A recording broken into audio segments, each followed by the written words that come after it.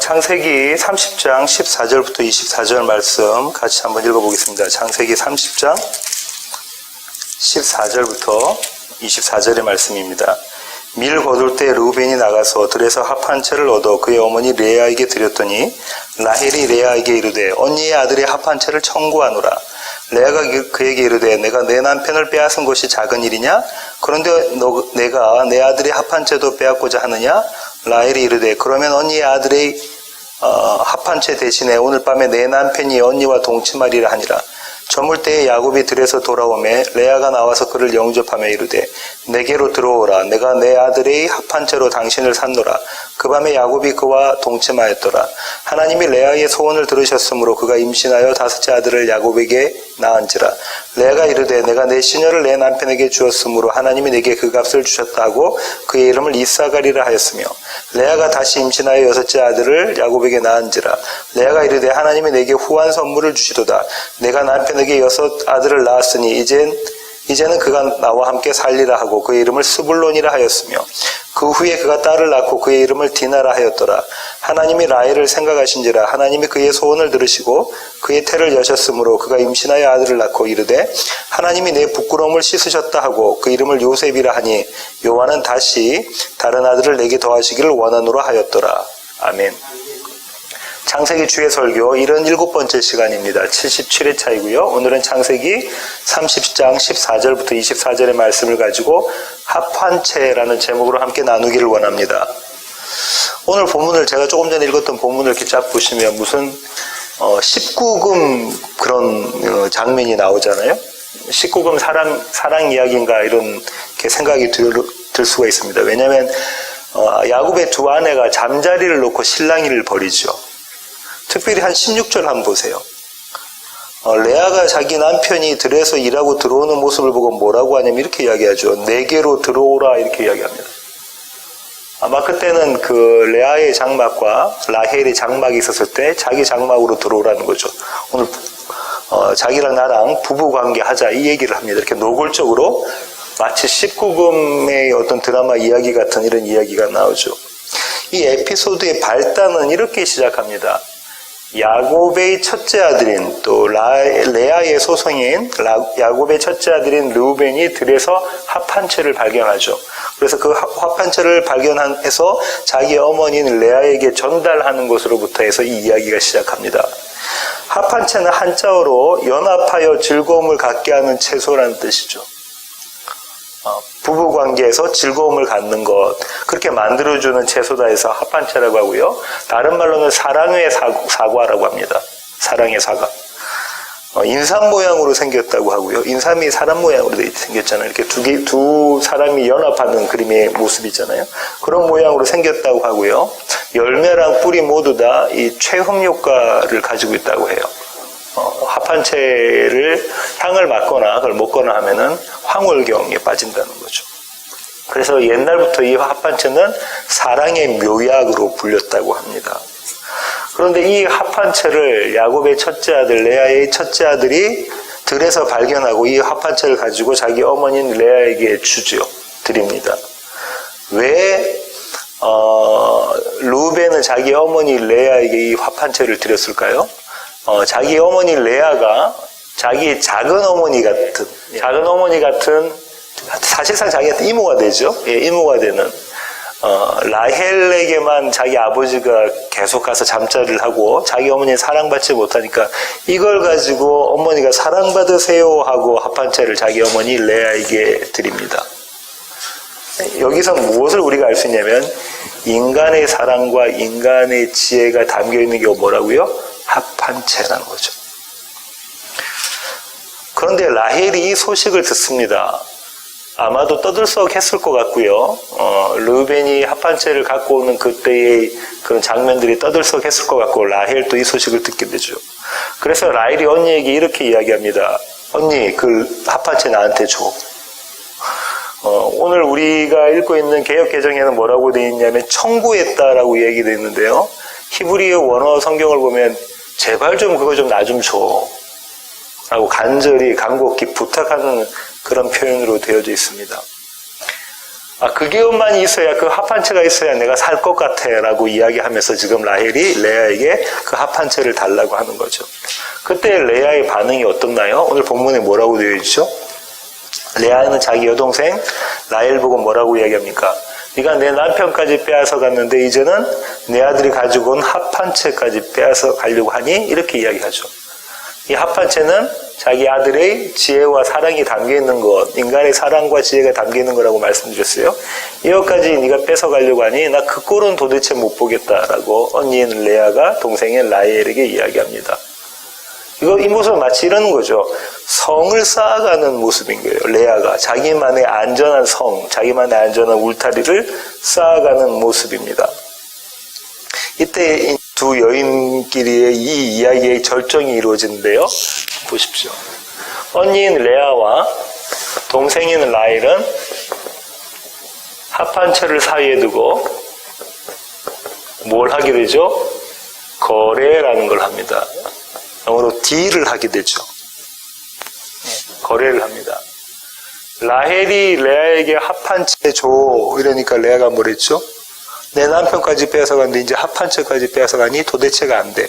그러니까 라헬이 레아에게 거래의 조건을 제시하죠. 그게 뭡니까? 오늘 밤 내가 내 남편을 언니에게 빌려줄게 이렇게 하죠. 언니의 남편이었는데, 그죠?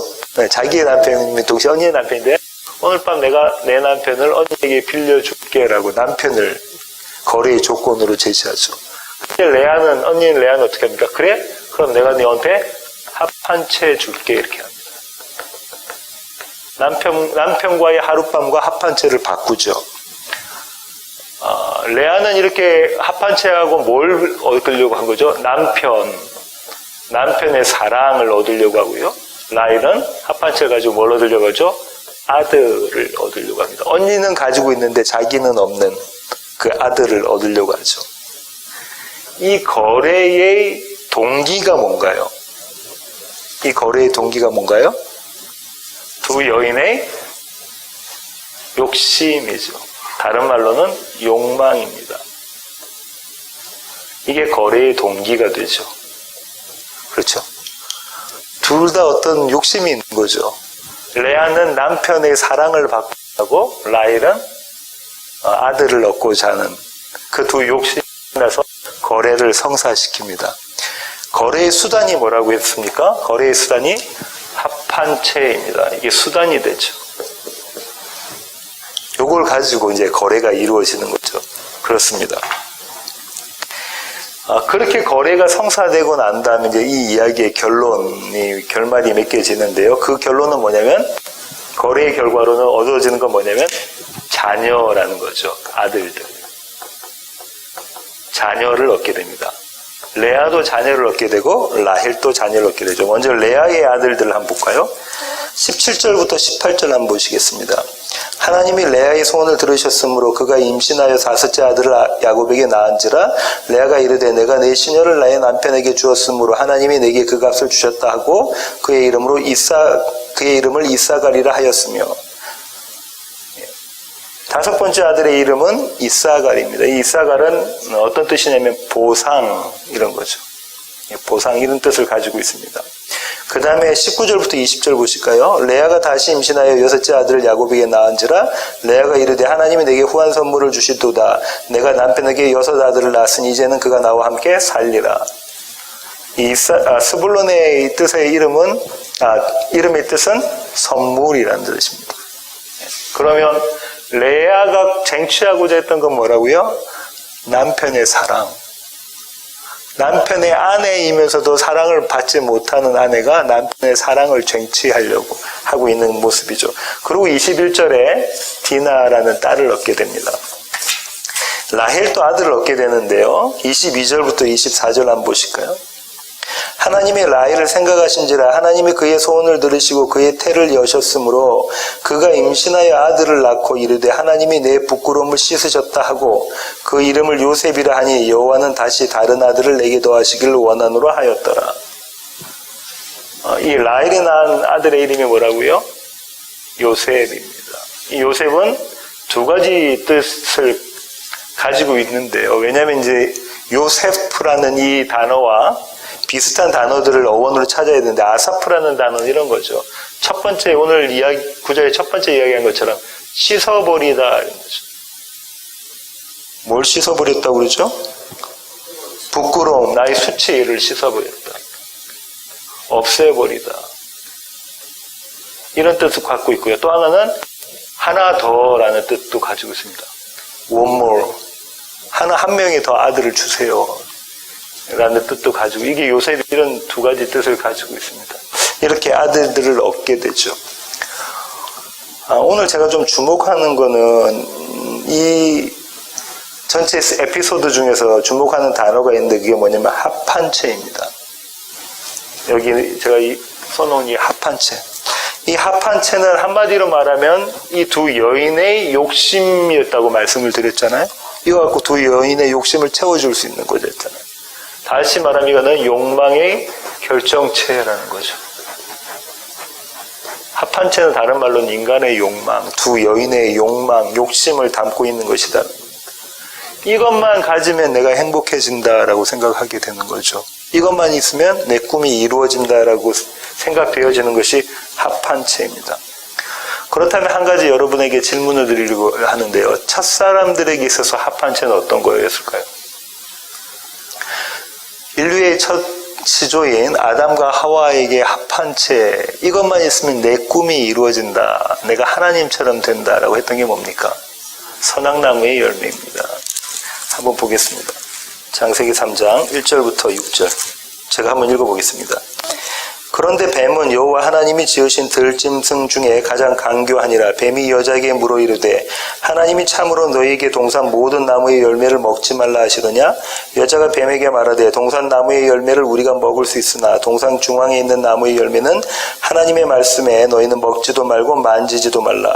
너희가 죽을까 하노라 하셨느니라. 뱀이 여자에게 이르되 너희가 결코 죽지 아니하리라. 너희가 그것을 먹는 날에는 너희 눈이 밝아져 하나님같이 되어 선악을 알 줄 하나님이 아심이니라. 여자가 그 나무를 본즉 먹음직도 하고 보암직도 하고 지혜롭게 할 만큼 탐스럽기도 한 나무인지라. 여자가 그 열매를 따먹고 자기와 함께 있는 남편에게도 주매 그도 먹은지라. 동상 중앙에 선악을 알게 하는 나무와 생명나무가 같이 있었죠. 선악나무와 생명나무가 같이 있었어요. 늘 있던 거였죠. 그런데 이 동상 중앙에 숨겨져 있는 선악나무의 열매는 오늘 본문의 합한채와 같은 것이죠. 하와와 아담이 왜 선악나무를 따먹었죠? 선악나무의 열매를, 선악과를 왜 따먹었습니까? 뱀이 뭐라고 꼬시죠? 네가 하나님처럼 될 거야. 네 마음대로 네가 좋다고 생각하는 건 좋은 거고 네가 나쁘다고 생각하는 건 나쁘게 될 거야. 너 그거 판단할 수 있는 자격이 있어. 저거 먹어. 할 때 그걸 따먹게 되죠. 나의 하나님 되기입니다. 나의 하나님 되기. 이게 욕심이죠. 다른 말로는 욕망입니다. 이것을 빼앗길까 봐 두려움을 갖게 되는 거죠. 내가 갖고 있는 걸 빼앗길까 봐. 이 모습이 합한채의 모습이라는 것이죠. 하나님은 첫사람들에게 뭐라고 말씀하셨냐면 선악나무의 열매를 먹는 날에 너희는 어떻게 되리라? 정령 죽으리라. 반드시 죽게 된다. 죽고 또 죽게 된다. 이렇게 말씀하셨어요. 죽고 또 죽고 강조하는 거죠. 너희는 무조건 반드시 죽게 된다라고 말씀하셨죠. 이 나무를 따먹은 결과는 죽게 되는 겁니다. 마찬가지로 합한채의 결과는 사망이 맞는 것이죠. 그렇습니다. 여기서 한번 생각해 볼 거는 이 합한채를 르우벤이, 그러니까 야곱의 첫 번째 아들이 발견했잖아요. 언제 어디서 발견했나요? 이 합한채를 언제 어디서 발견했다고 성경은 기록하고 있죠? 언제? 오늘 말씀해 보면 어디서? 들에서. 언제? 장소는 들이고요. 시점은 추수할 때죠. 밀 거둘 때. 또 의미가 있습니다. 들에서 추수한다라는 것은 수확을 걷는 건데 뭐에 대한 수확입니까? 노동에 대한, 일에 대한, 인간의 열심에 대한 수확을 거둘 때 합한채가 발견되어지죠. 합한체라는 건 뭡니까? 인간의 수고, 인간의 노력, 인간의 열심이 여기에 담겨져 있는 게 합한체. 그러면 한번 보세요. 이 합한체를 가지고 거래한 두 여인의 모습은 어떤 그림이 그려져 있냐면 이런 그림이 그려져 있는 거죠. 평생 들에서 수고하는 모습의 인간의 모습이 이 합한체를 추구하는 모습으로 담겨져 나오는 겁니다. 그렇죠?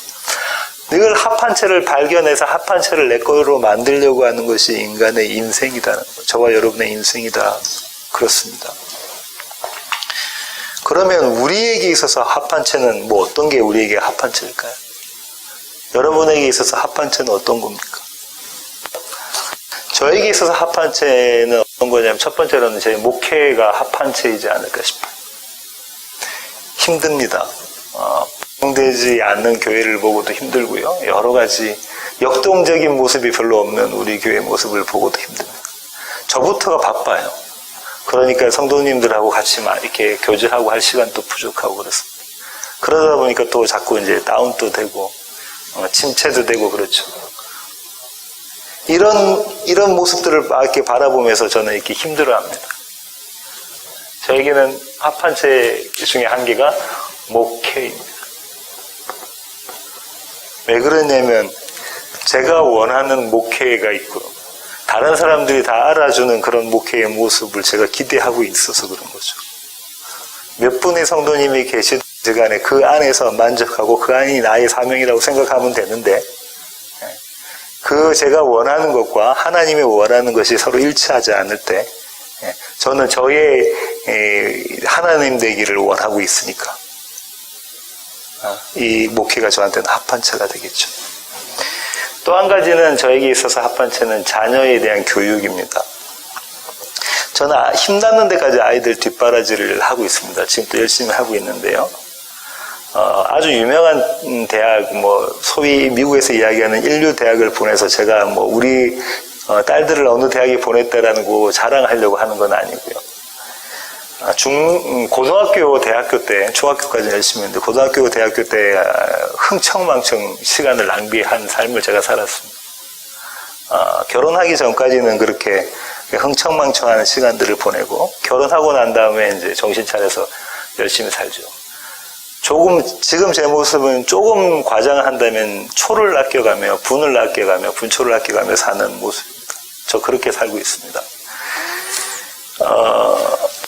제가 고등학교, 대학교 청년 시간을 흥청망청 보내다 보니까 우리 딸들은 좀 더 깊이 있고 그다음 폭넓은 학문을 하기를 바랍니다.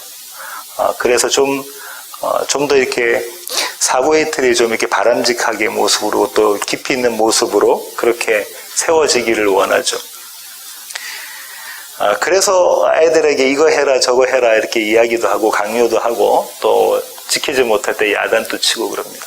문제는 애들이 잘 따라오지를 못한다는 거죠. 저희 딸들이 잘 따라오지는 못합니다. 며칠 전에 큰딸 다니를 학교에서 고등학교에서 집으로 이제 픽업해서 라이드를 하고 오면서 제가 딸에게 이렇게 이야기했습니다. 다나, 아빠가 네가 포기가 안 된다. 아빠가 네가 포기가 안 돼. 그 얘기는 내가 원하는 욕심이 있다는 거죠. 이게 저한테는 하나의 또 합한체입니다. 물론 제가 자녀들 교육을 방치하라 이런 얘기 말씀드리는 게 아니라 힘든 데까지 뒷바라지를 하고 도와야 되고 또 지도도 해야 되고 가르치기도 해야 되겠죠. 하지만 내 마음에 하나님이 내 마음에 우리 자녀들에 대한 자녀들 인생을 책임져 주시는 하나님에 대한 믿음이 제 마음에 없으면 제가 원하는 원함, 하나님이 원하는 원함이 아니라 제가 원하는 원함대로 딸들을 이끌어 가려고 한다면 그것은 저에게 합한체가 될 겁니다. 말씀을 준비하면서 하나님은 저에게 또 그것을 깨달아 알게 하셨습니다. 여러분에게 합한체는 어떤 것들입니까? 남편이 합한체인가요? 아내가 합한체인가요? 부모나 자녀, 또 시부모님? 직장이나 사업, 건강 이런 것들이 합한체인가요? 우리 모두는 이 합한체가 우리의 삶을 더 멋지고 아름다운 모습으로 만들어 줄 것이라고 기대하고 있습니다. 저부터가 그렇다니까요. 이것만 얻고 나면 내가 행복해지리라. 이것만 얻고 나면 내가 성공해지리라. 이것만 얻고 나면 목회가 짱 하고 풀리리라. 이렇게 생각을 하죠. 그런데 우리가 여기서 한번 생각해 볼 거는 어떤 거냐면요.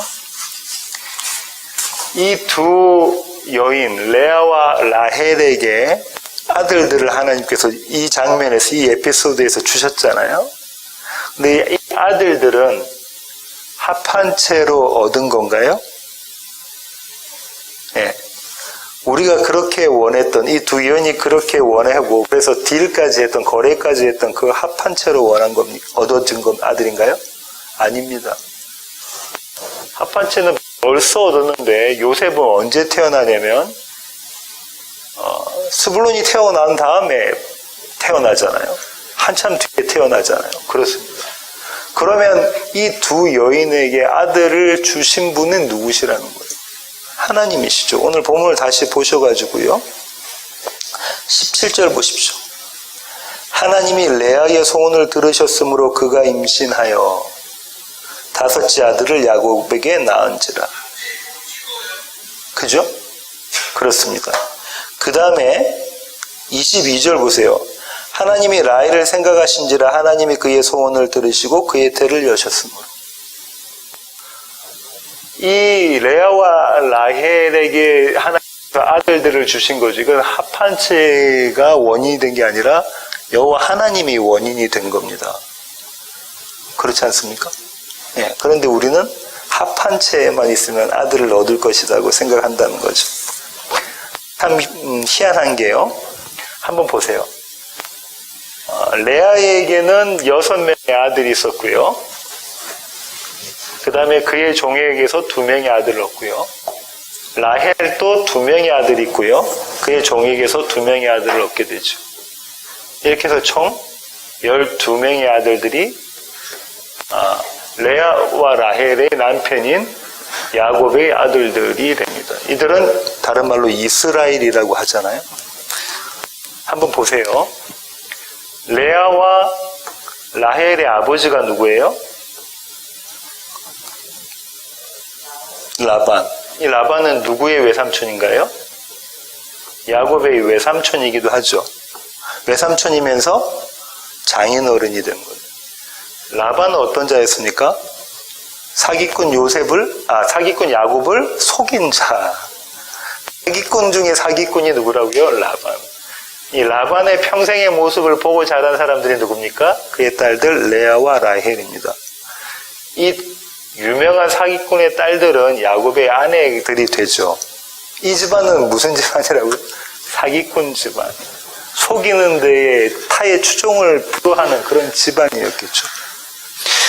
그런데 그런 집안을 통해서 아버지도 어머니도 외삼촌, 외할아버지까지 모두 다 속이는 사람들 중에서 태어난 사람들의 12명을 성경은 이스라엘이라고 부른다는 거죠.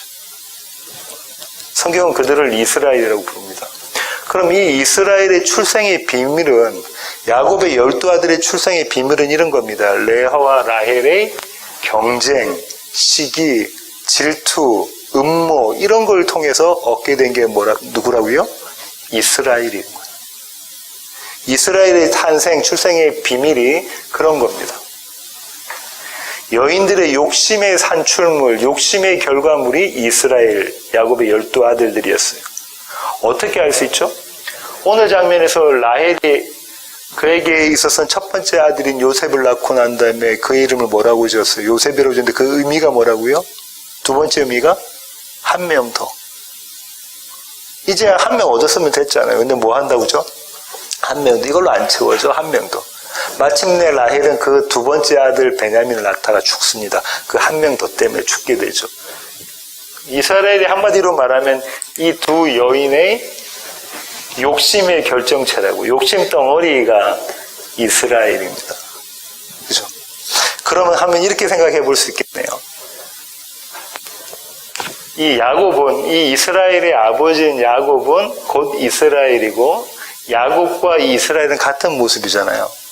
그러면 하나님이 만져주시지 않으면 이스라엘은 어떤 모습이었다?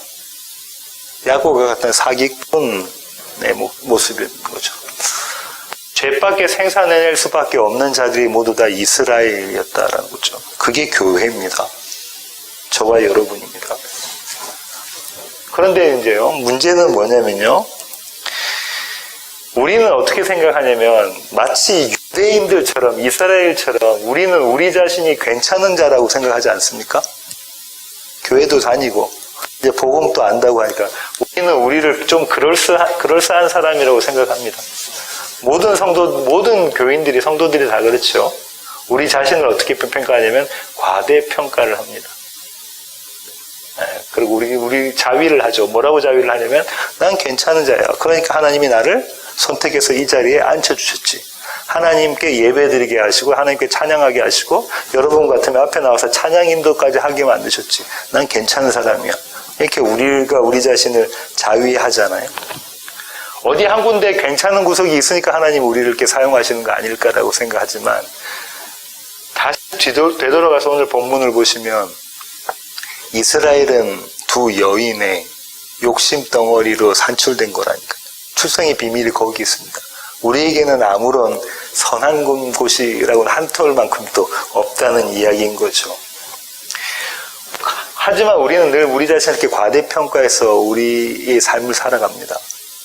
아내에게, 남편에게, 자녀에게, 부모에게, 직장 동료에게, 직장 부하에게, 상사에게 그러지 않습니까? 나는 늘 맞고 너는 늘 틀리다 생각하지 않아요? 이렇게 하는 게 맞는데 당신 이렇게 하는 건 나쁘다. 늘 우리는 선하게 판단을 해가면서 내가 하나님에 대해서 그렇게 살아가지 않습니까? 우리는 늘 그렇게 살아가죠. 그런데 바로 그때마다 하나님께서 저와 여러분에게, 성도인 우리에게, 교회인 우리에게 회초리를 드십니다. 그 회초리가 합한채입니다. 합한채를 이렇게 보여주시면서 너희의 결과물, 네가 믿고 있던 하나님이 누구라는 거예요? 합한채잖아. 네가 믿고 있고 네가 의지했고 네가 지금까지 바랬던 게 뭐야? 합한채잖아. 그 합한채만 있으면 뭐 얻을 수 있을 것 같아? 네가 아들을 얻을 수 있다고 생각하고 있잖아. 라는 걸 고발시키는 용도로 합한채를 사용하시는 것이죠. 아까도 말씀드린 것처럼 이스라엘의 출생은 합한채가 원인이 아니라 하나님이 원인이시죠. 좀 더 정확히 말하면 하나님의 계획, 하나님의 작정, 하나님의 약속이 원인이 되어서 이스라엘, 저와 여러분이 교회로 탄생하게 된 거죠. 합한채가 원인이 되지 않습니다. 그런데 그 합한채의 용도는, 사용의 목적은 조금 전에 제가 말씀드린 것처럼 어떤 거냐면 이 합한채를 보고 누굴 보라는 거예요? 나를 봐. 합한채를 보고 너를 봐. 나를 봐. 네가 어떤 자든 네가 얼마나 합한채를 네 하나님을 여기고 살았는지 그거 봐. 그런 용도로 합한채를 주시는 거죠. 하나님과도 바꿔버리는 합한채인 겁니다. 첫사람들이 그랬죠. 누구하고 하나님을 바꿔버렸습니까? 선악나무의 열매와 에덴 동산의 주인이신 하나님을 바꿔버렸죠. 여기서는 이 두 여인이 합한채와 하나님을 바꿔버린 모습입니다. 우리는 늘 이렇게 하나님과 합한채를 바꿔버리죠. 하나님과 선악나무의 열매를 바꿔버립니다. 하지만 하나님은 그 모습을 우리로 하여금 늘 보게 하시죠. 합한채에서, 선악나무의 열매에서, 십자가에서 우리의 사망된 모습, 우리의 생산할 수 없는 모습, 우리의 어쩔 수 없는 모습을 보게 하십니다. 그러니까 하나님께서 야곱을 이스라엘로 만들어 가시는 과정, 옛사람을 새사람으로 만들어 가시는 과정이 뭐냐면 합한채라는 거예요.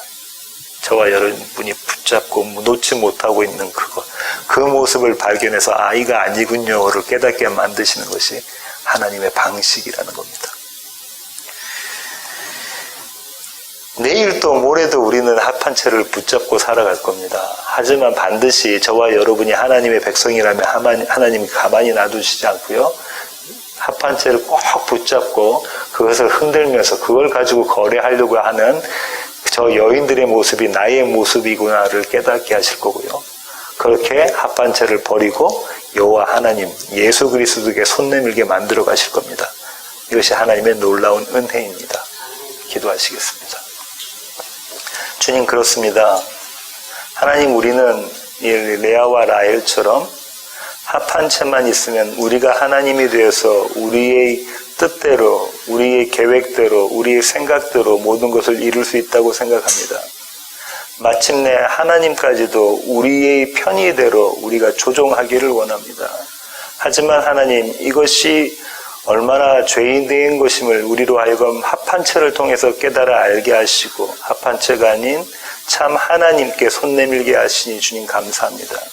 우리의 삶 가운데서 그렇게 우리를 새로운 사람으로 창조해 가시니 주님 감사합니다. 그 은혜가 우리에게 떠나지 않도록 주님 저희들을 그렇게 붙잡아 주시고 세워 주시옵소서. 이제는 우리 주 예수 그리스도의 놀라우신 구원의 은혜와 하늘 아버지의 크고 극진하신 사랑과 우리 안에 내주하셔서 우리로 하여금 합판체를 버리고 오직 예수 그리스도만 붙잡게 만들어 가시는 성령님의 충만하심이 이제 주님 앞에 머리 숙인 세워지는 교회 모든 지체들 머리 위에 이제로부터 영원토록 함께 하시기를 예수 그리스도의 그 귀하신 이름으로 간절히 축원하옵나이다. 아멘.